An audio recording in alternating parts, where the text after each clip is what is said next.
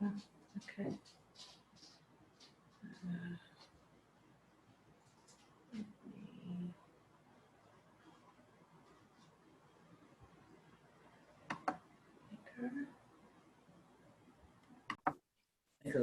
It's not exactly, one of the lighter ones, but it's the, it's the showcase piece of the High Holiday Liturgy.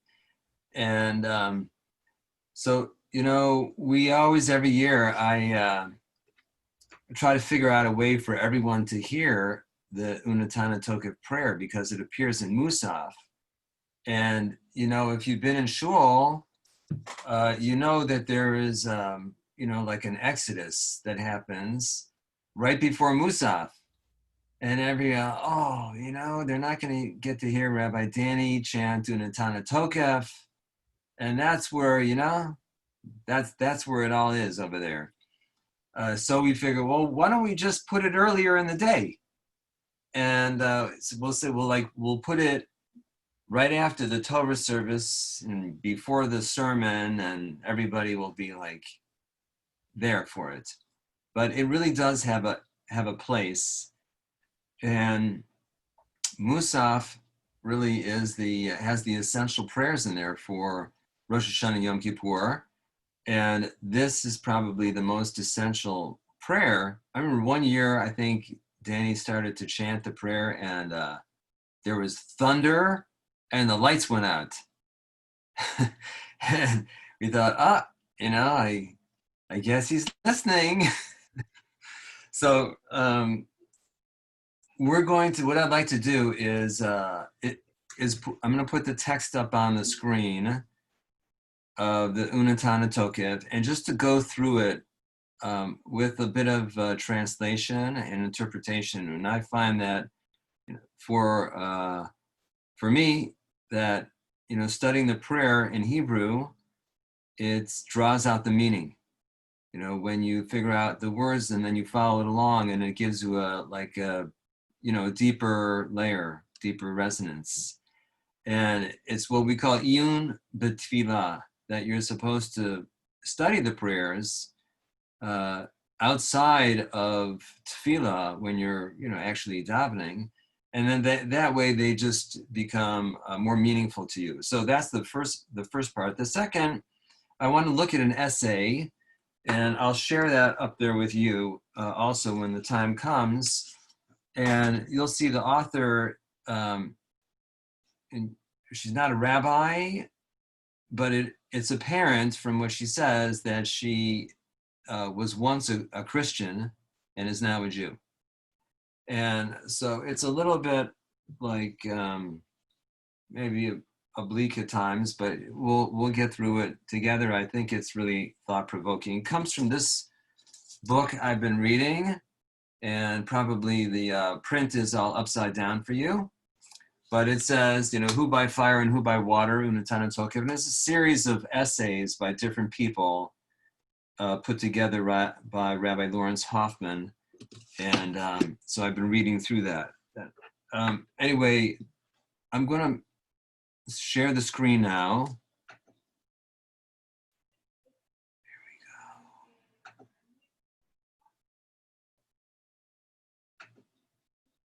go. All right. And we can see it? Nodding? Yes? Yes. Yes. Yes. All right. And you can zoom it out so you can see it closer too, if you want to. On your own screen? Yes, sir. Yes, Yeah. Rabbi. So, all right, so good. This appears right before Kedusha. And, in the Kedusha, we recited Tana Tokef. We're already saying like this is in the repetition of the Musaf Amidah. So we've already had a chance to daven. And then right after Avod and Gevurot, the first two paragraphs, comes this prayer Unatana Tokef. And it's attributed to this Rabbi Amnon, who had a moment of questioning his faith and his existential moment. And it's a a story about its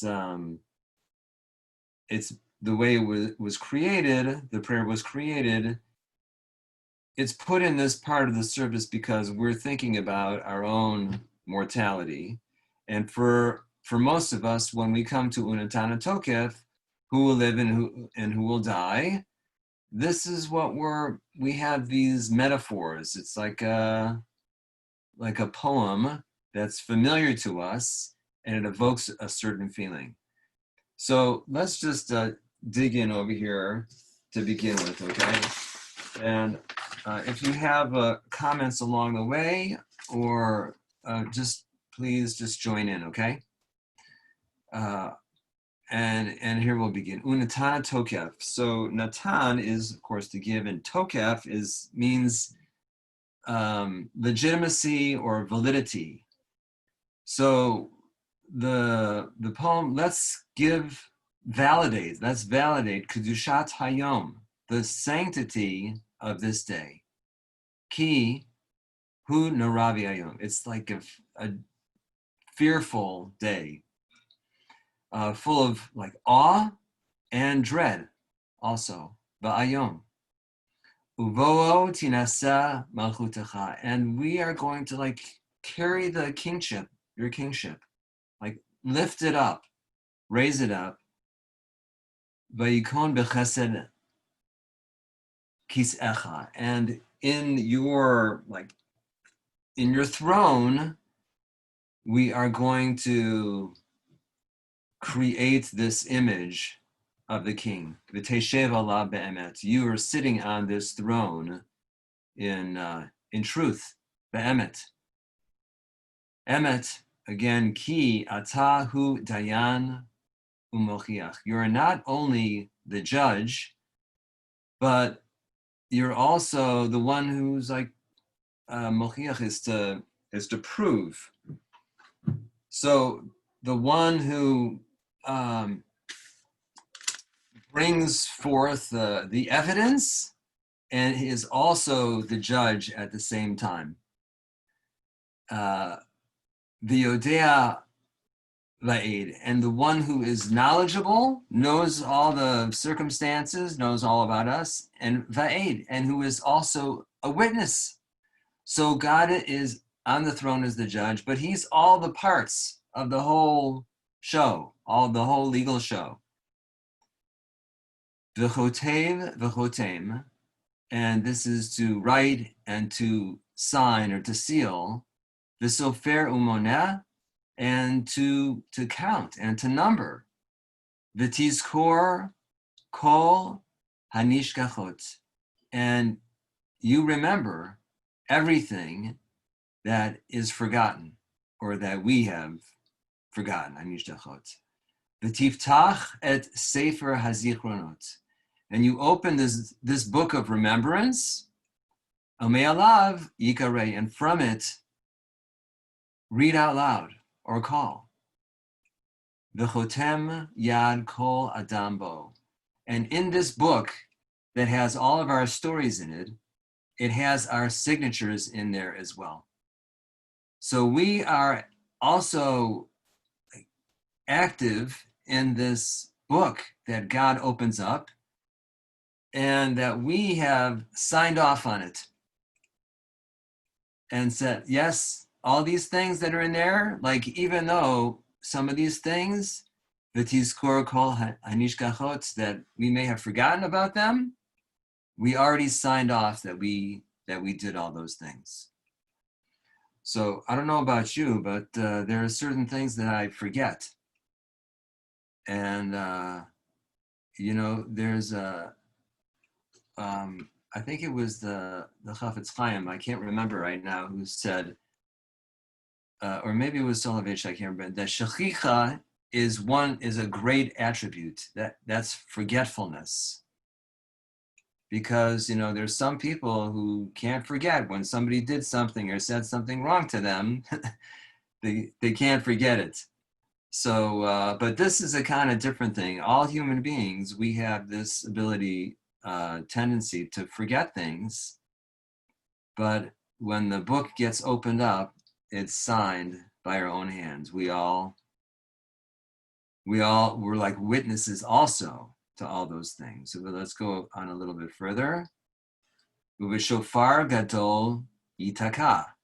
And this great shofar is sounded. V'kol demama daka yishma.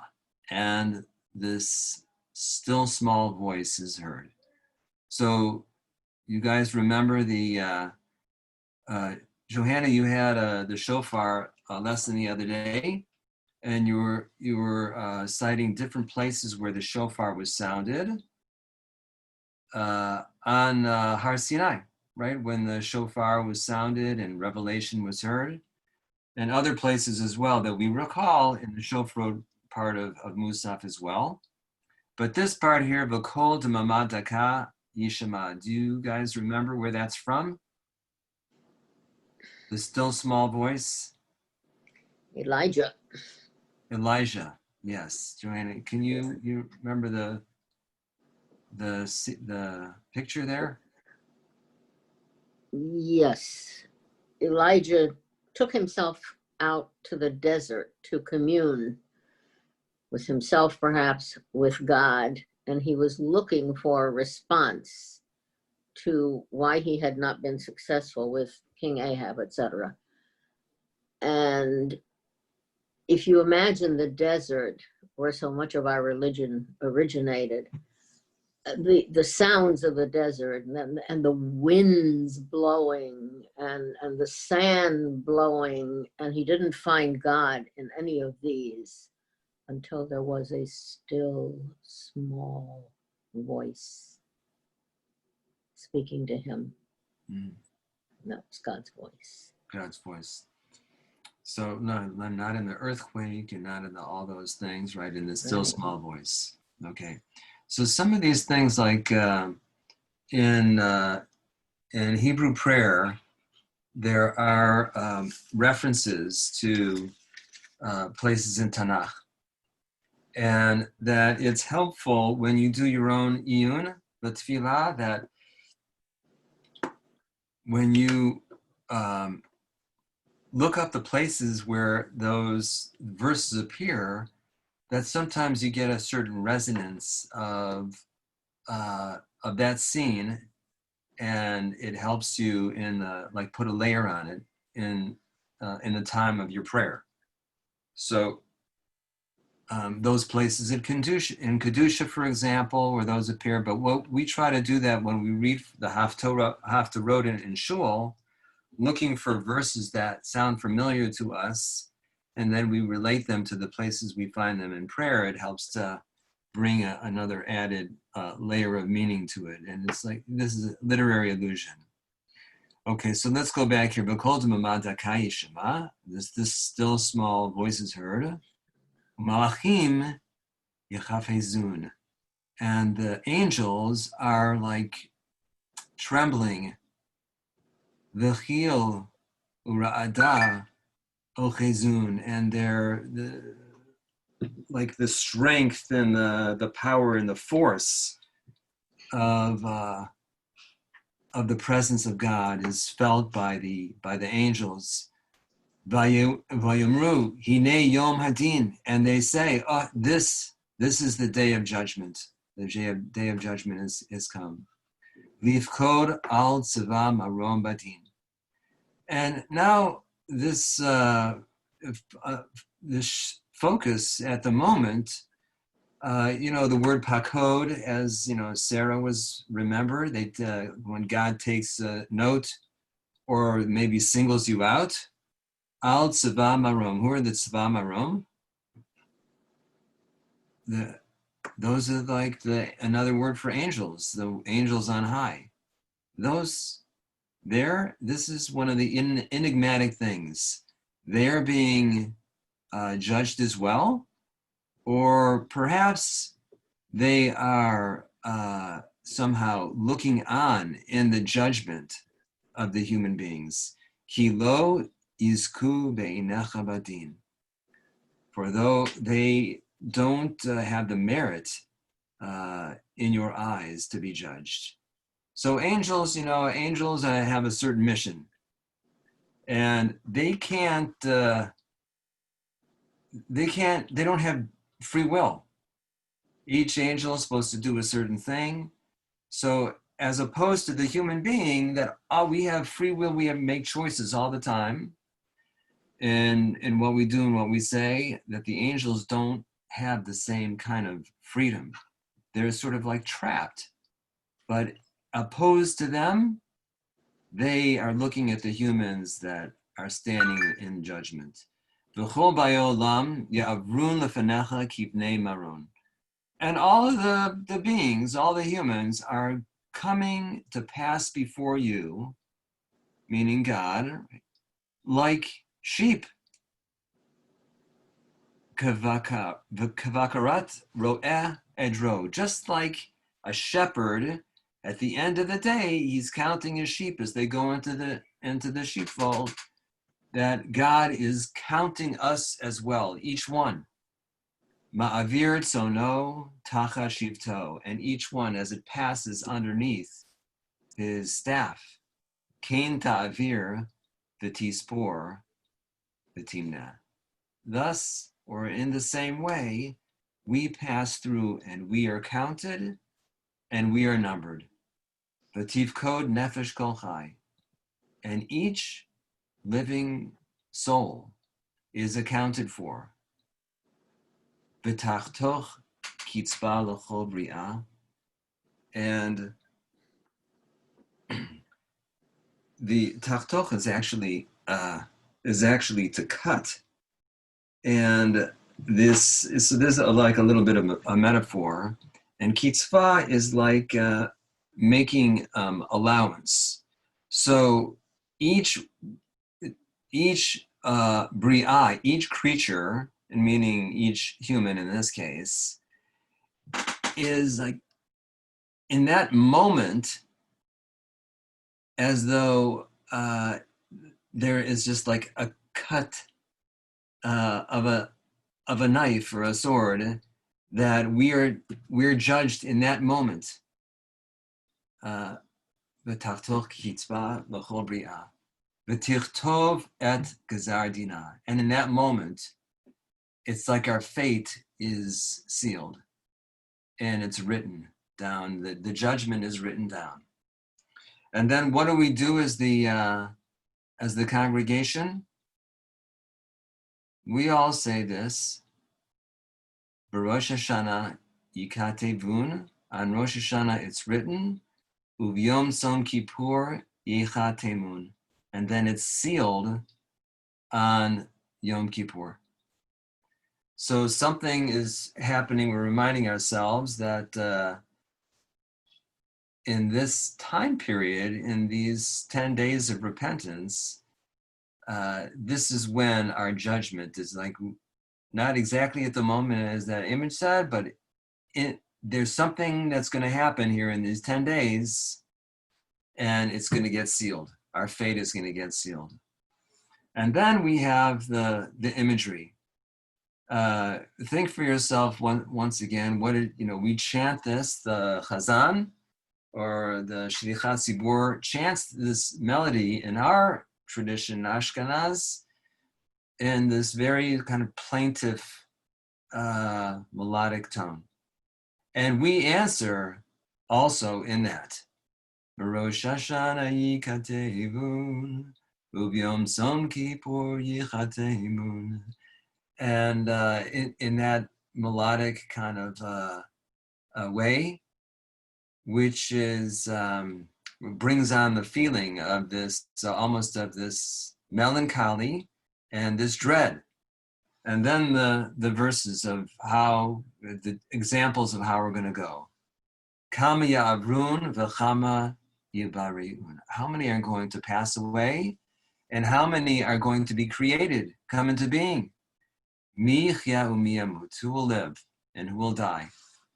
Mi v'kitzo, who in his time, u'mi lo v'kitzo, or who when it's a little shorter than we think he should go.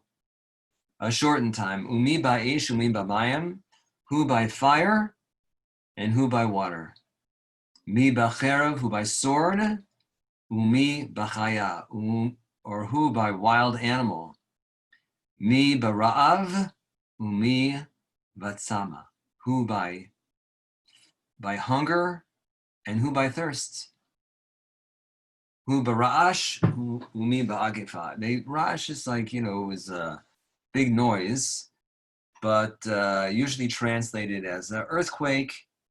It could be a volcano, something like that, some natural disaster that comes, a tsunami, something, hurricane, umi b'magifa, and this one resonates with us, especially this year, and who by plague.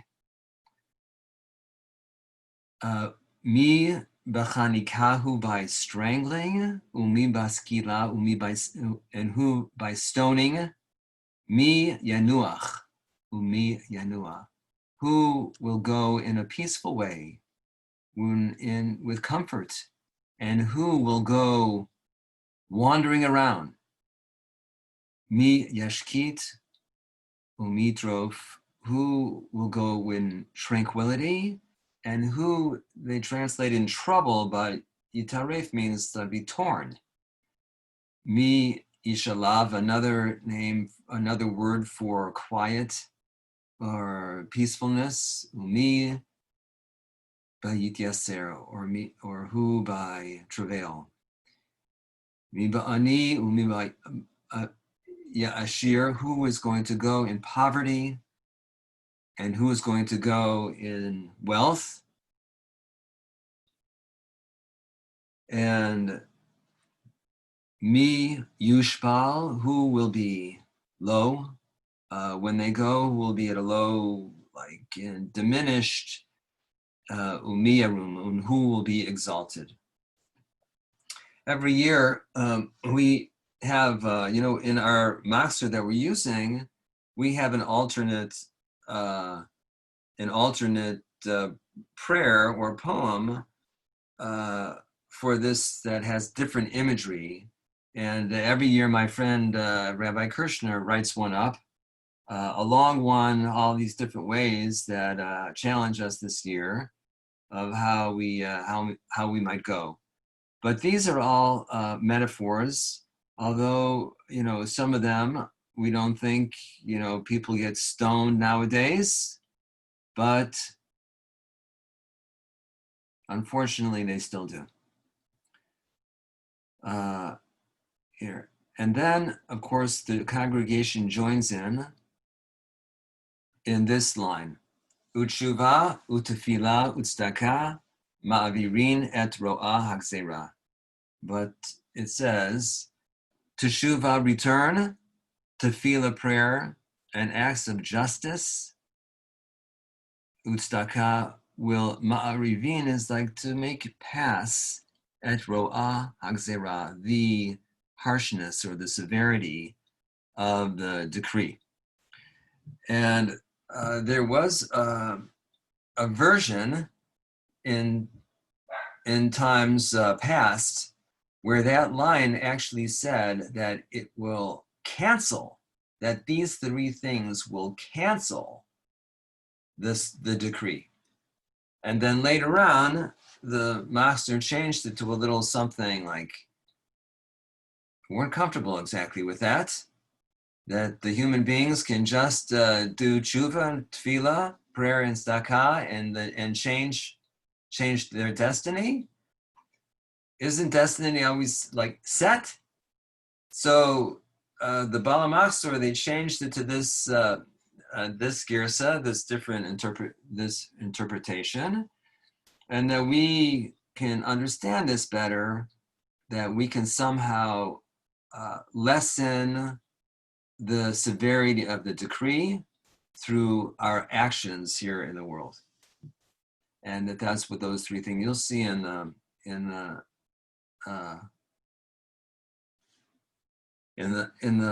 margin over here, some suggestions of these three things, explanations of what they mean, and how a human being through these acts actually can change the world, if not their own destiny. So let's go on a little bit over here. The ending of the prayer. Ki Kashimcha kain tehilatecha. The ending of it, of this prayer, is a little bit enigmatic, and uses the word shame for God's name repeatedly. And so it begins like that. The prayer, Tehillah, your praises, or our prayers, our praises to you, are worthy according to your name. That's what we strive to pray. We try to pray in a way that's worthy of your name. Kasha lichos v'noach lirtzot. And this is what the human being expresses. Kasha lichos, difficult, or like slow to anger. You're slow to anger, and you have a desire to be calm and to be pleasant and peaceful. It's as though we're talking to God, and trying to convince God, this is like who you are. Kilo tachpots bamot hamet. You really don't want to make the sinners die. It's not really what you want to do, to just finish them off. And ki im b'shuv'o midarko v'chaya. You would rather have them shuv, turn from their way, their derech, and live. V'ad yom moto tichaket lo.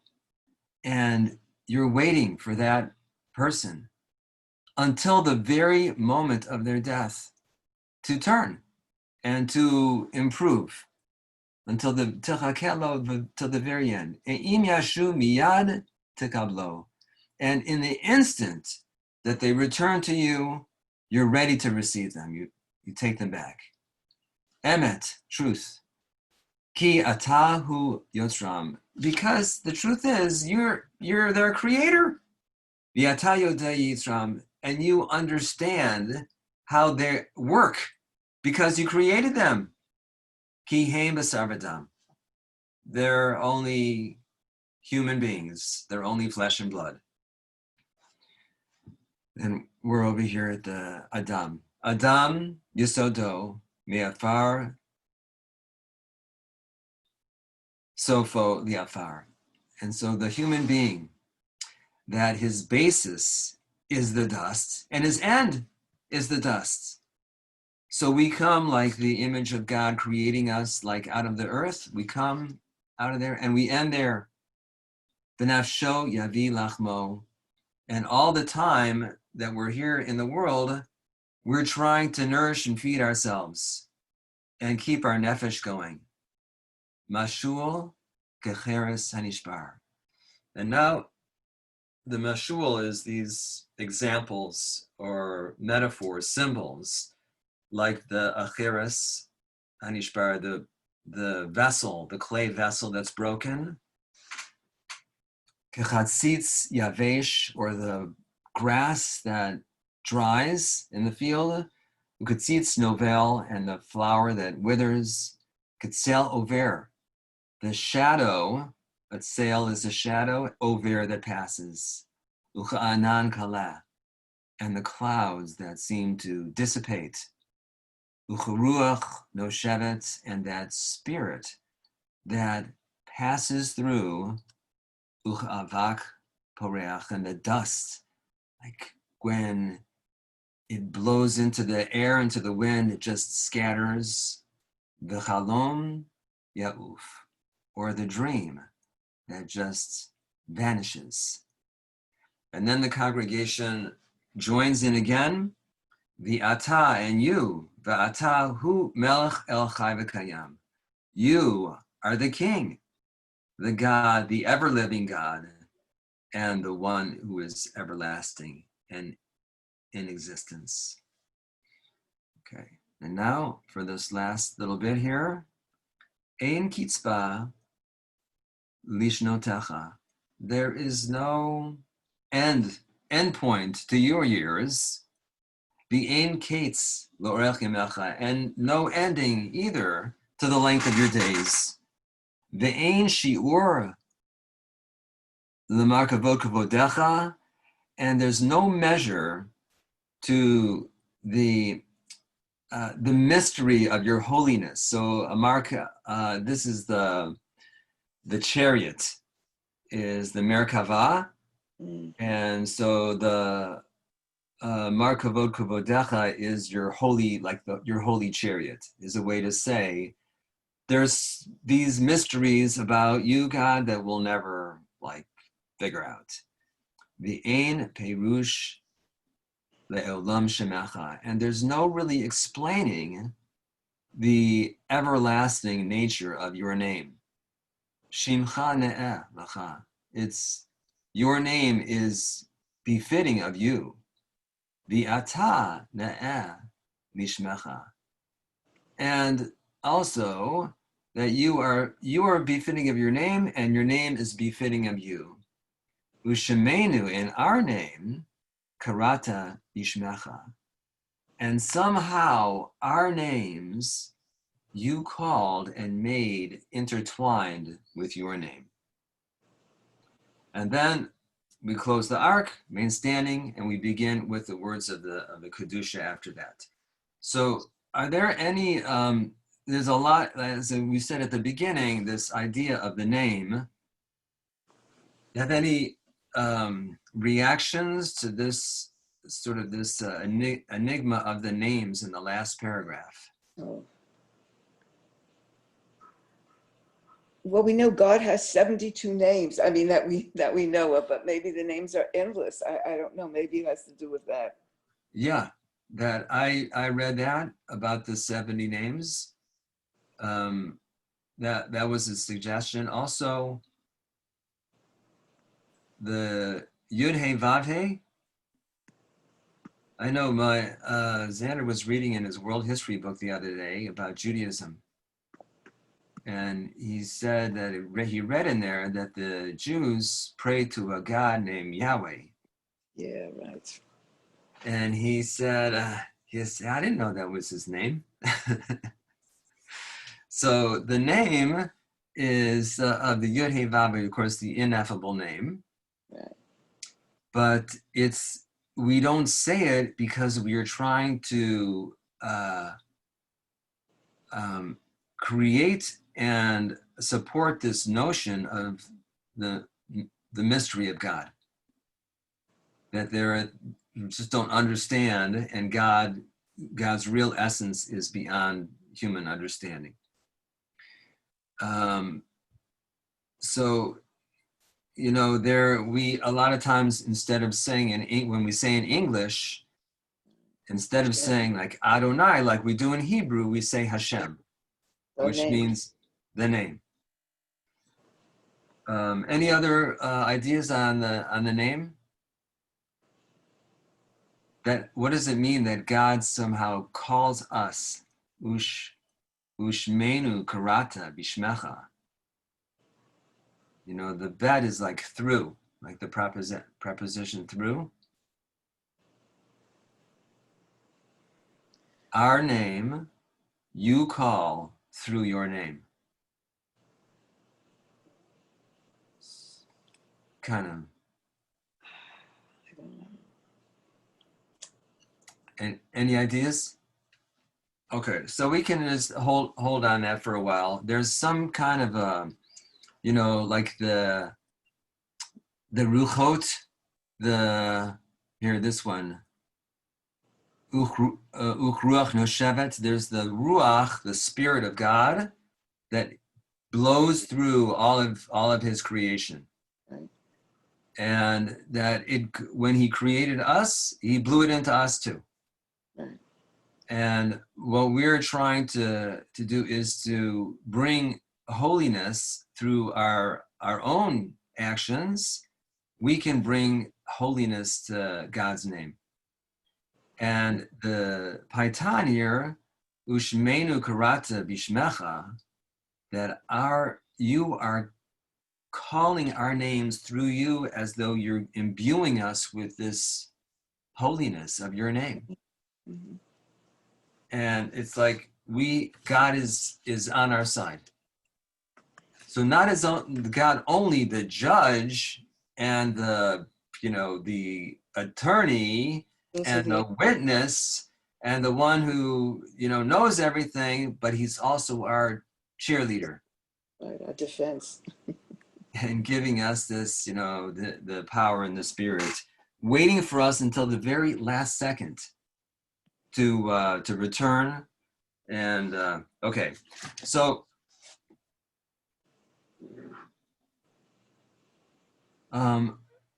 before we go to this other to this essay, any comments? I was going to say that when who will live by this and die by that, it's very metaphoric, and I've heard interpretations of it. Who is strangled by his own ambition or whatever. That it's we don't necessarily, most of us don't die by stoning, but you can think of how we can get buried by arms, whatever it is falls on our heads, or all sorts of things like that. So it can be very relevant, even though the literal meanings may not apply to all of us, but in a metaphoric way that each one certainly applies to every person. Yeah.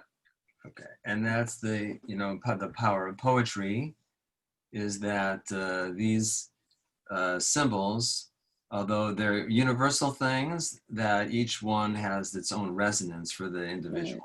Right. Yeah. Right. Okay. So, hang on. I'm going to go over here. All right. So, I'm going to ask for your just, stick with it a little bit over here, because it's sometimes, doesn't make 100% sense, maybe, but anyway, I think it's worthwhile. So this Katherine Matson is the author of, she's an author, The Bones Reassembled, Constituting the Liturgical Speech. So she's been thinking, she's a person who thinks about liturgy, and she also wrote a novel here, and she also is a lay leader of High Holiday Services, and she's from Amherst, and also has a interest in Yiddish. So we're gonna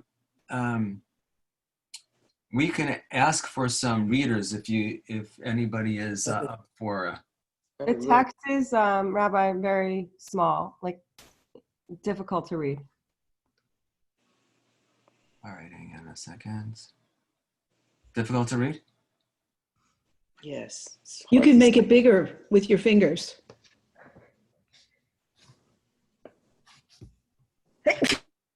Bless you.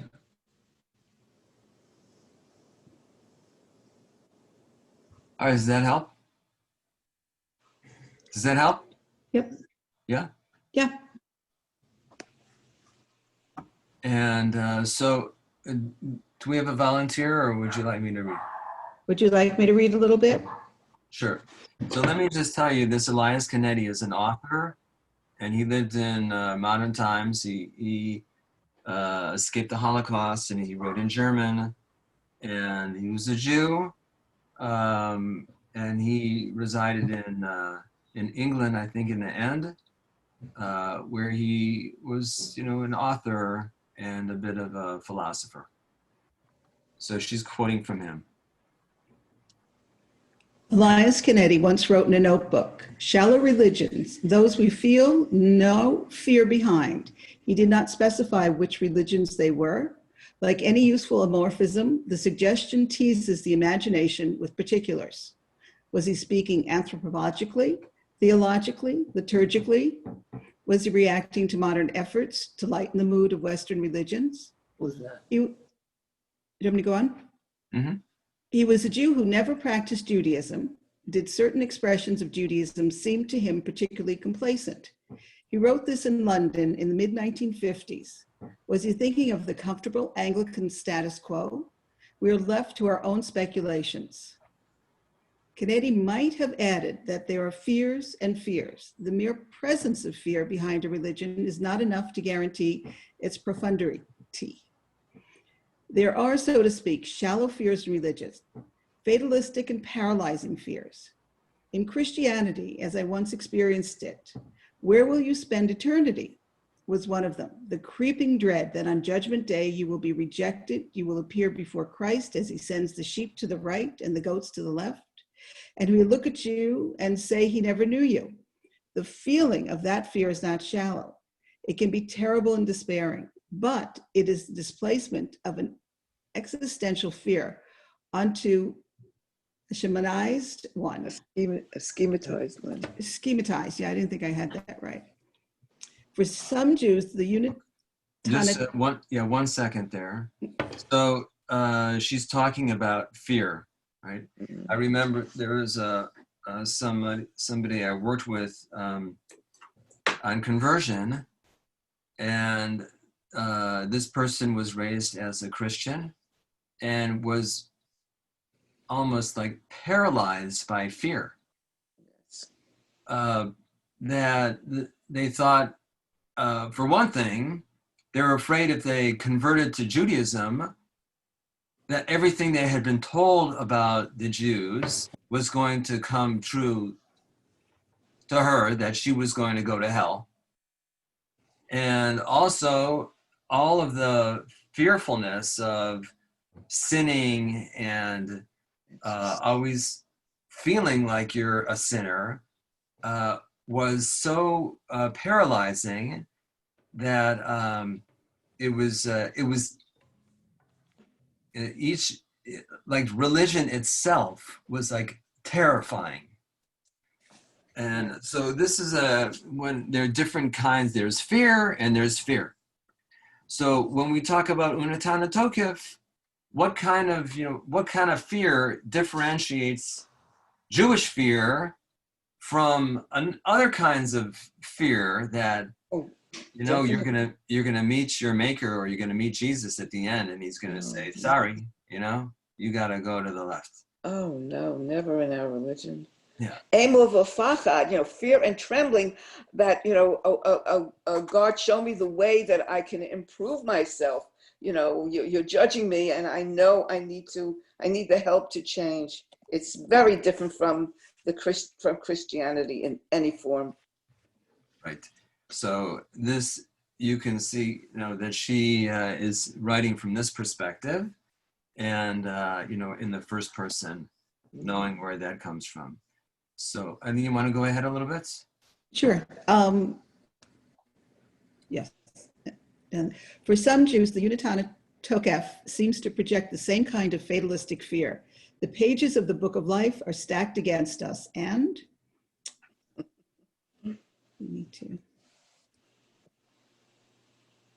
we are marked for a life or death according to an unattainable moral standard.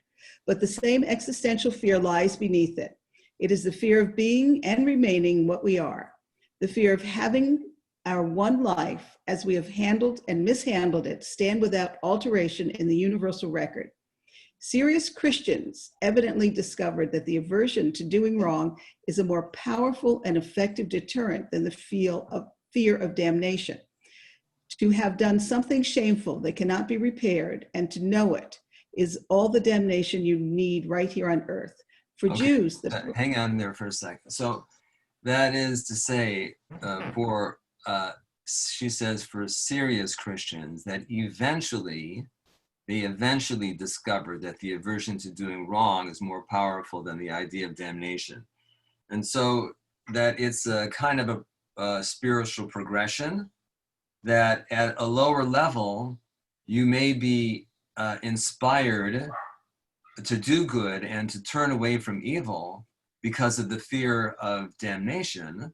But as you progress in your spirituality, then you realize that the fear of doing something shameful on earth is all the damnation that you need, and that becomes paramount. Yeah. So then, if you could pick it up for Jews. For Jews, the prolonged moral reckoning of the month of Elul and the days of awe is meant to gather and intensify the whole year's consciousness of moral failure. To link it, is that explicitly? Explicitly.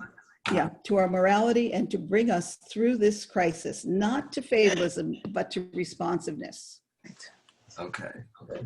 So not to fatalism, but to responsiveness. So this is, the dichotomy that we have in the prayer is that it's one that expresses a certain destiny that we have. And when we come to this point of our day of judgment, Yom Hadin, that included in all of those deeds that we've done is also this sense of, are we going to make it here next year? Are we going to be still alive? And that somehow those two ideas or those feelings coalesce in this moment of Unatana Tokef. The question is, are they linked? Is there a cause and effect there? Or what is the relationship? So she's going to go on a little bit on that question. Okay. Modern religious thought, often preoccupied with the question of belief, has largely lost the sense of ritual enactment. We don't. Confronted with a highly dramatic liturgical structure based on an obviously imaginary scenario, many people will simply dismiss it as they dismiss biblical literalism or the fairy tale elements in art. What you expect me to believe, what we parade before God every year like sheep. Yeah, you read it like, what? You expect to believe that we no, I had to, like that? Like sheep before a shepherd to be judged. What you expect me to believe that God created the world in 6 days? What, you expect me to believe that God allowed Satan to afflict a righteous man on a bet? What, you expect me to believe that a king divided his kingdom among his 3 daughters according to how much they loved him? But if we place the Untana Tokef beside King Lear, it is immediately clear that these stories are starting points, inductions. Their importance is not in their plausibility, of course, they are imagery. Their importance is in their subsequent handling by a powerful imagination. Right, which is ours. Yes. And so she brings in this, King Lear, because, for us, when we open up and start reading King Lear, we don't really ask that question. What, you expect me to believe that a king really divided his kingdom? We know that it's a metaphor. Right. But somehow when we come to our Hebrew prayers, Right. that we expect them to be literal. Right. Okay. So what do we do with our imagination over here? Does somebody else want to take a little turn? I'll take it. Okay. In Judaism, the day of judgment happens not at the end of time, not even on the day of our death, but once a year. In Leviticus, God proclaims an annual day of atonement in rather practical terms, as though atonement will naturally be needed at regular intervals, as though a structure must be built to accommodate our need for judgment, and even to limit it to manageable proportions. By this point in the Torah, it is clear that God's need to judge us must also be kept within bounds. Modern Jews are well aware of being compelled to judge ourselves and believe vehemently that this need must be kept within bounds. Judgmental is a favorite pejorative. We're not so well aware that the need must still be met. We all earn death over and over. As modern Jews, we may not want our religious authorities to tell us so, but as feeling individuals, we know it inwardly. Even children, as soon as they know they can make mistakes, feel the graveward pull of their shame. No parent who has lost a young child will call that death deserved, and only an ideologue would say that Jews have earned everything that they have suffered. Yet the sense of falling short, of having done permanent wrong, of being dust, is not canceled by the evil done to oneself. Our own sins must still be met with seriousness, with ordeals and conditions. They require catharsis, not dismissal. Okay. So this, the evil done to oneself is the pain, right, of having done wrong, and that pain itself is not the catharsis. That there's something else that has to be done to work through it.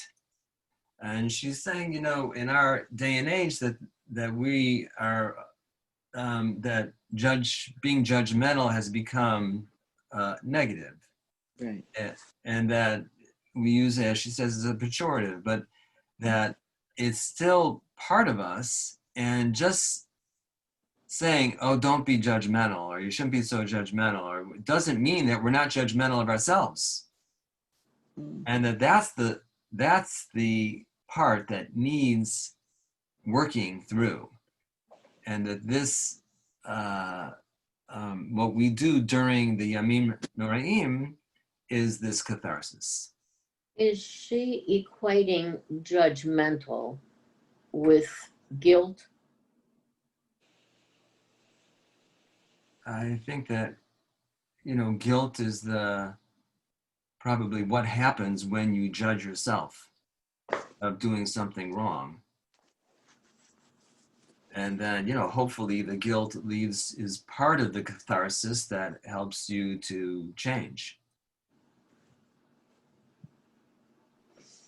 You know, we have the expression Jewish guilt, as though we owned it. And I wonder how it fits in here. I have to think about that. Right. The Jewish guilt it doesn't have to be a bad thing. Exactly. Thank you. Exactly. Exactly. Right. Yeah. Well, it's a motivator, but Mhm. I think she said that on the page prior, didn't she, when talking about Catholicism also, that you just the knowing of that you can stop from doing something that you shouldn't in the here and now. I think it was on the page prior, like near Yeah. the top of the second page. But you This- know, yeah, but guilt can be a good motivator if it helps you to change your behavior. Some people, though, just get mired in guilt and don't make the positive change, though. Right. So there has to be a structure, and that the Judaism has a ritual where there's a structure built in, that guilt is part of the feeling that is supposed to be a motivator to teshuvah, to Right. turning from that. Right. Right. Right. Well, we acknowledge what we've done wrong and we ask for forgiveness. Yes. And then we have to actually change the Change your Right. ways. Right. So, and you see, you know, if somebody just keeps repeating the same bad behavior, then, you know, they feel more guilty, and whatever happens, you know, different things that happen to that person. Rabbi, I have a question.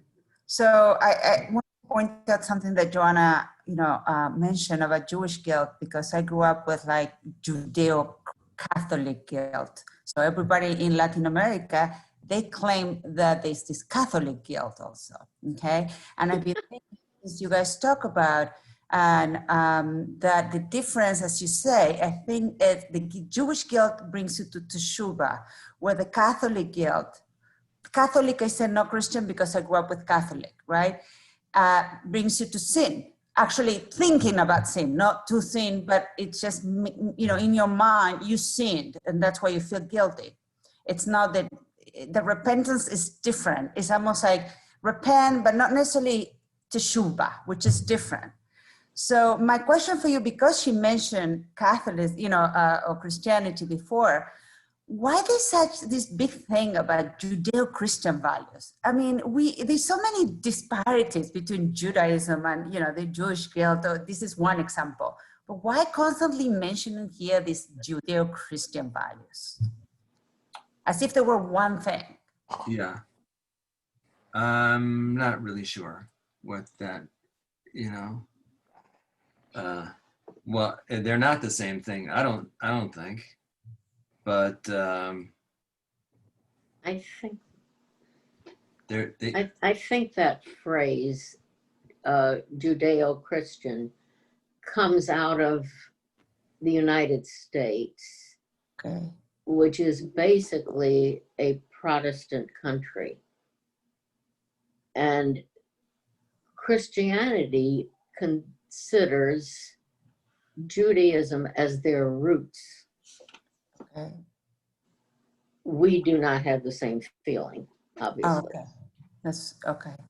That's, I guess, because I have a problem with that concept. And the only thing I mention is because you guys are, you know, she mentioned Christianity here. Right. But I understand we don't own that phrase. They own that phrase. I think so. Okay. I don't think it's our phrase at all. No. Exactly, Roxanne. Exactly. Thank you for pointing that out. Okay, now I have it clear. Right. they're throwing us a bone. A Shalom Dank. Okay. Could we go on? Joanna, you want to continue? Sure. Okay. In another sense, death is not a moral question at all. We die not because we are sinners, but because we are mammals. Yet as conscious mammals, we are oppressed by a haunting, indeterminate foreknowledge of our end. Are other mammals privileged that way? I don't think so. No, I don't think so. No. no. That doesn't make sense. Our sense of earning death by our own moral failures presupposes that we will die anyway. Even that, since we will die anyway, we might as well believe we have earned it. Boy. In the Shema Kolenu on Yom Kippur, we pray, Al tashlichenu le'et zikna. Do not cast us off in the time of our old age. That cry cuts through the whole elaborate structure of confession and forgiveness. The sins neatly arranged in acrostic order, the fasting and the abstaining. Whatever our sins, whatever our atonements, the natural gradual weakening of the body proceeds. In the whisperings of middle age, we begin to feel it. The twinge that lasts for an instant, the limp that lasts a few days, the joint that gradually goes from bad to worse, the minor infirmity that entails major retrenchment of all our eating, drinking, sleeping, and lovemaking habits. Of course, God will cast us off in our old age. That is what death and its preliminary infirmities amount to. It is unclear what our moral failures have to do with it. Okay, so she's making like a distinction between this idea that we can affect our destiny or somehow bring on our death through our own actions. But on the other hand, that it's just a matter of nature that we're going to die, and we, even though we say these words, Al tashlichenu le'et zikna, we're asking for that. At the same time, we know that's what happens. That's very literal. Yeah, I think we can easily interpret that. Right. Yeah. Yeah. It's yes, it is literal. It is literal. And what the really, you know, it's a bakasha. It's the, you know, request that, you know, not only to the Kadosh Baruch Hu, it's acknowledging this is what's happening to us. We recognize that the end is coming because our bodies are falling apart. And we're saying, don't cast me off in my old age, even as we know it's happening. but that this is happening anyway, regardless of what our sins are. So it's a challenge. What it was, she's posing like a challenge. Yeah. I think what she is doing is making a sharp distinction between what we call body and soul. And I think within Judaism, there's a much closer relationship. We're one unit, and one affects the other.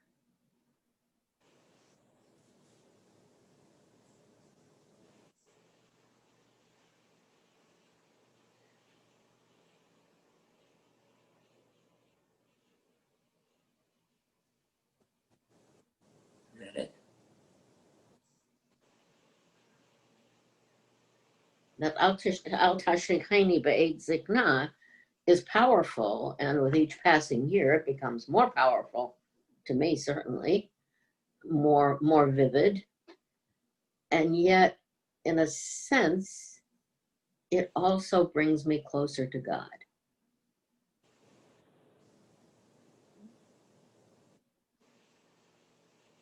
I think we lost the rabbi. Oh, is that it? Oh dear, that happened yesterday also. Yeah. Well, it happened with Danielle on the other day too. Oh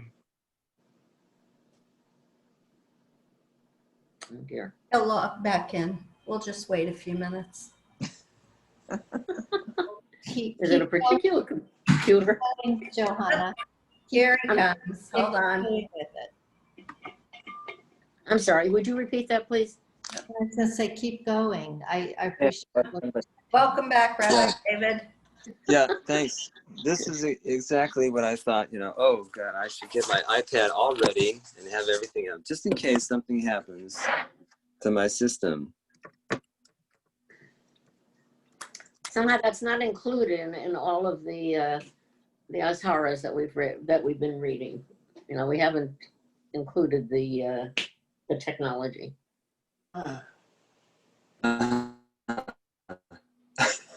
Maybe we need to add who shall lose internet and who shall not. Well, this year, that's pretty powerful. Yeah.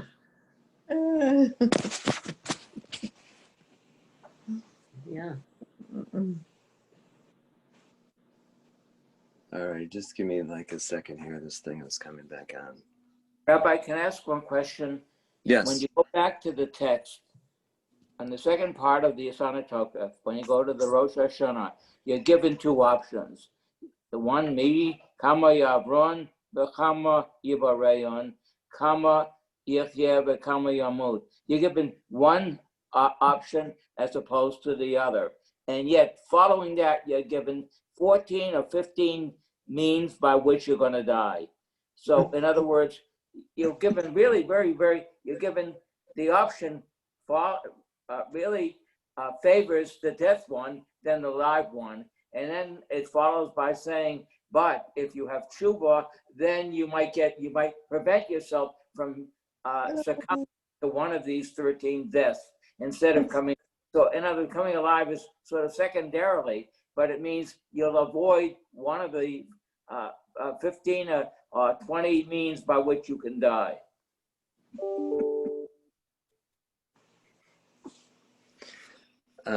Yeah. So is that it? Yes. Okay. All right. Right. So the we had Harry Gold, and he used to always ask that same question: how can you have free will and destiny simultaneously? Right. Right. Because aren't they mutually exclusive?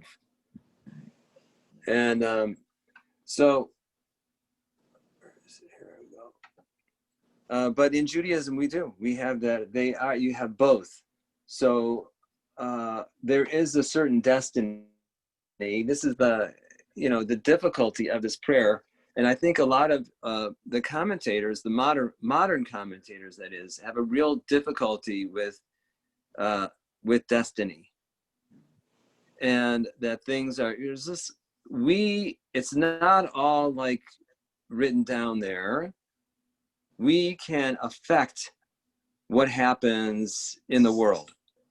Yes. We have agency, and that when we read the Untitled prayer, who will live and who will die and all that, we're trying to motivate ourselves towards action, and that the sense of mortality that's brought in this moment at Rosh Hashanah Yom Kippur, of this who will live and who will die, that we think, oh yeah, well, it could be me. So if I only have this limited time, I'm not even sure if I'm going to be sitting in this place here next year. I better get with it and do some things, whatever it is I can do to improve things in the world. It's coming on, I think, all this stuff. So anyway, here we go. Join with the thing. And I'm going to get off of here because I'm already on. Yeah? Yes. I didn't get an answer. Okay, now turn off your mute. Unmute. Why couldn't they put in the 14 things the way you can live? You're on none. Oh. No. Hang on a minute.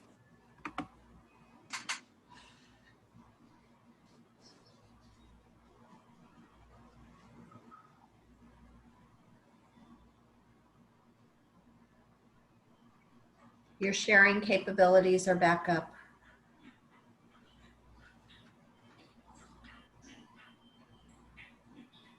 What's going on? He's trying to. Sorry, you guys. All right. Hang on.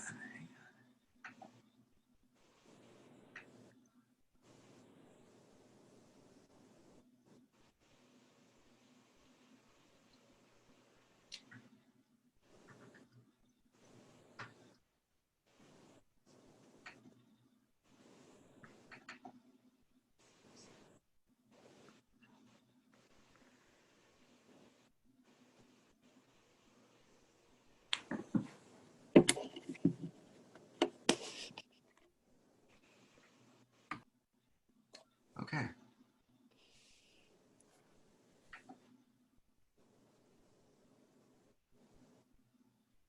I think in answer to May's question, Back over here. Never mind.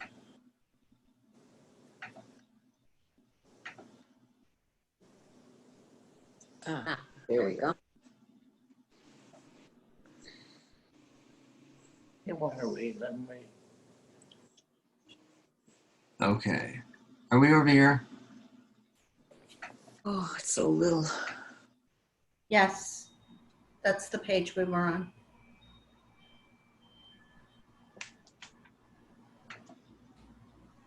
Can you guys hear me?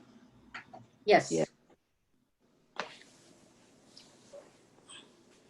Can you hear me? Yes. Yes. Can you hear us? I can, yes. Okay. Okay. All right. My apologies over here, you guys. So can we pick up over here? We're almost like finished with her thoughts here. Right, we're down at the last paragraph on that page. I Yeah. have the advantage because I have the book. Oh. I figured because you were going on to the next page. It is easier to read from the book. All right. Obsessive compulsive ritual, probably the earliest kind known to the human brain, is founded precisely on inaccurate belief, on magical thinking. You avoid stepping on the crack so as not to break your mother's back. Oh, gosh. What other control do you have over your mother's well-being? When ritual grows up, it retains the inaccurate belief, rather as our brains retain all their previous structures right back to the reptilian, but makes that belief the scaffolding for an emotional and intellectual elaboration as different from it as calculus and engineering are from compulsive counting. The agonizing verse of Job and Lear, the piteous images of human frailty in the Untitled, appear within their inductive frameworks with painful vividness, in the way that a scene of miracle or martyrdom appears within the ornamental border of an illuminated page. The poetry is in the pity. The fantasy of the book of life and God's judgment is memorable, but the extraordinary aspect of the prayer is its emotional impress. Any of us might die of anything, anytime. When? Now or later? With or without warning? Who by stroke and who by cancer? Who by famine and who by plague? Who by collision and who by explosion? We are grass, glass, shadow, cloud, atom. If liturgical language is performative speech, the Untitled is performative as anything you will ever hear. Certainly it is imaginary. How else but through imagination do you talk about death in the community where you spend your life, with the people you know, the people you do business with, the people who help you, love you, employ you, exasperate you? Indirection and fable are forms of delicacy. They create an atmosphere in which painful subjects can be raised without speaking of specific deaths that have wounded the people you know. The Untitled was written in a time when fear and sorrow were closer to the surface of public life than they are now. But in private life, we still know that security is a thin veneer. God suspends the earth over the void, says a piyut in the Yom Kippur Shachrit Amida. The Untitled shows us the thread on which it hangs. A nice image. Yeah, boy, that is nice. Yeah, and in that moment, in that of the service, we feel like, like that mountain that's suspended by the thread. And, that image of in the Talmud, sort of, that our mortality is hanging there like, like on a thread. And we're surrounded by questions. Yes. As we are very much in this time and date right now. I think I see those questions floating all over the place and can't grab a hold of a single one. Right. So yeah, even more so, right, as you say, Johanna, than in normal times when we still are, grasping. Right. Grasping for answers. Yeah. Mm-hmm. Yeah. I think it takes on a different nuance this year. Yeah. Very much. All right, the last paragraph. We are moral creatures. We are vulnerable creatures. Vulnerability wins. This is the realest thing anyone will ever tell us in rituals. Surrounded as it is by a liturgical padding of the unaccustomed, the incomprehensible, and the massively dull, the prayer is a lightning flash that reveals the naked contingency of our lives. Without the padding of dullness, we could not endure it. In the stark light, we see also the contingency of each other's lives, poor, bare, forked animals, and grasp that we can come to each other's aid. Our moral failures may or may not bear directly on the time and manner of our death. The constant possibility of death does bear directly on our moral achievements. Tshuva, tefillah, and tzedakah will not save us, but they will for a little while save others from the end that awaits us all. Thank you. So there is the certain, those questions that she asked in the beginning, that somebody who's maybe a literalist might ask. And is that really what the purpose of the poem is? That certainly we know, or we can make these, as Priscilla was saying, with which each one of the ways, and we can relate in some way to it. But there is something about uttering all this in public and out loud that makes us feel vulnerable, and that it's the feeling of vulnerability is something that most people, you kind of steel yourself against that, except around the people that you're closest to. I mean, even those people, it's hard always for a human being to show their weakness or vulnerability. And here we are, a whole congregation of people who come together in that moment, and the service reaches that one point where everyone is sort of bare and bears their vulnerability. And so I think she's saying in that moment that the performance of the prayer comes to its pinnacle, and there is a light that shines in that point and that moment where you can see, oh, other people are vulnerable too. And that in that moment, you like, what can I do? I can relate to these people because they're just like me. And in essence, with fears and failures and aspirations and the need for help.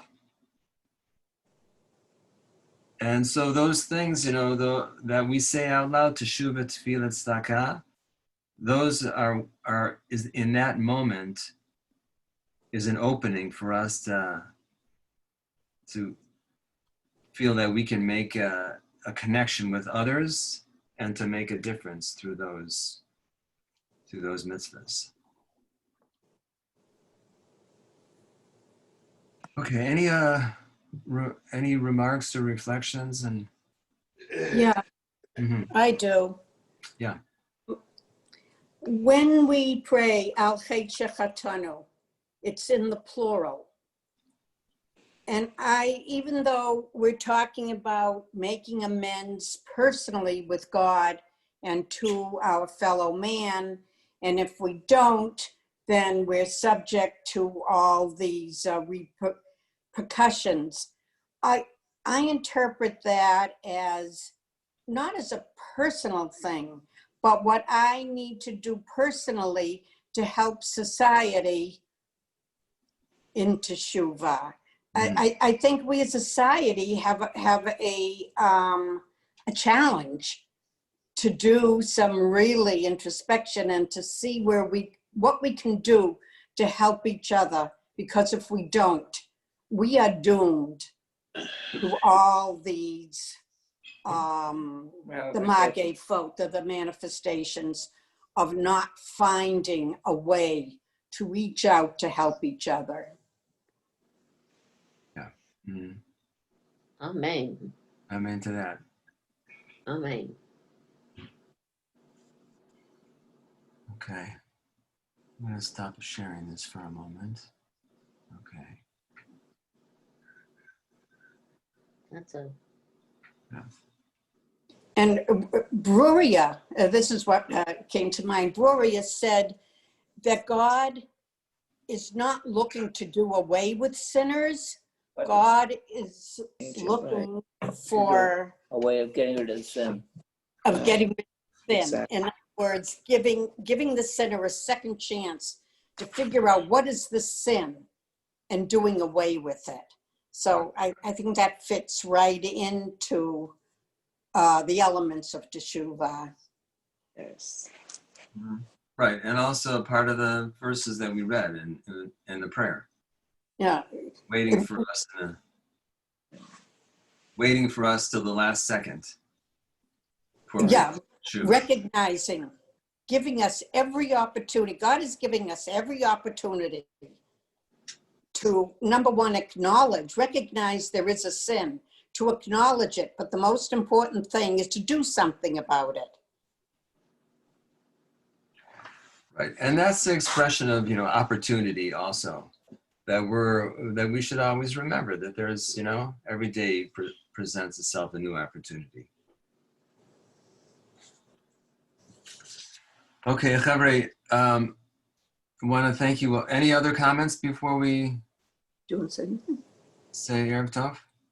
No.